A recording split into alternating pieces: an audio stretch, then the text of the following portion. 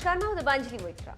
अमेरिकी चुनाव हुए लगभग 5 महीने से ज्यादा समय हो चुका है और उस वक्त भी और अब भी कुछ न कुछ खुलासे होते रहते हैं। उस वक्त भी और अब भी आरोप लग रहे हैं कि रूस ने ट्रंप की मदद की थी और पुतिन चाहते थे कि डोनाल्ड ट्रंप एक बार फिर सत्ता में वापस आए, लेकिन जनता ने फैसला ट्रंप के खिलाफ दिया।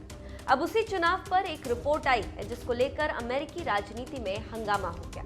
जी हाँ, सरकारी रिपोर्ट में कहा गया है कि रूस के राष्ट्रपति व्लादिमीर पुतिन ने पिछले साल हुए राष्ट्रपति चुनाव के दौरान डोनाल्ड ट्रंप के समर्थन में प्रचार अभियान चलाने में मदद का आदेश दिया था। हालांकि खुफिया रिपोर्ट में यह भी कहा गया है कि किसी भी विदेशी सरकार ने अंतिम परिणामों को प्रभावित नहीं किया था। रूस अमेरिका के राष्ट्रपति चुनाव में हस्तक्षेप के आरोप को लगातार खारिज करता रहा है।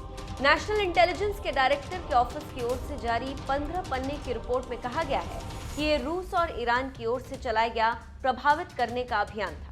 15 पन्नों की रिपोर्ट में कहा गया है कि रूस से जुड़े लोगों ने राष्ट्रपति बाइडेन के 3 नवंबर को चुनाव से ठीक पहले बिना तथ्य के सूचनाएं फैलाई। फर्जी सूचनाओं को फैलाने का उद्देश्य पूरी चुनावी प्रक्रिया को प्रभावित करना था।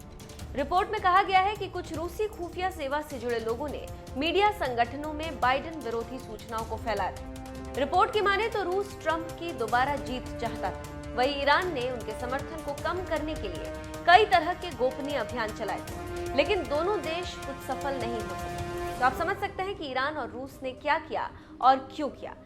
क्योंकि ट्रंप ईरान को परेशान देखना चाहते थे, जबकि रूस ट्रंप के समर्थन में माहौल बना रहे थे। अब देखना होगा कि एक बार फिर इस मुद्दे का क्या रिजल्ट आता है और बाइडेन प्रशासन ईरान पर क्या रुख अपनाता है, रूस पर उसकी प्रतिक्रिया क्या होती। लेकिन अमेरिका के इन आरोपों का ईरान और रूस ने जोरदार तरीके से खंडन किया।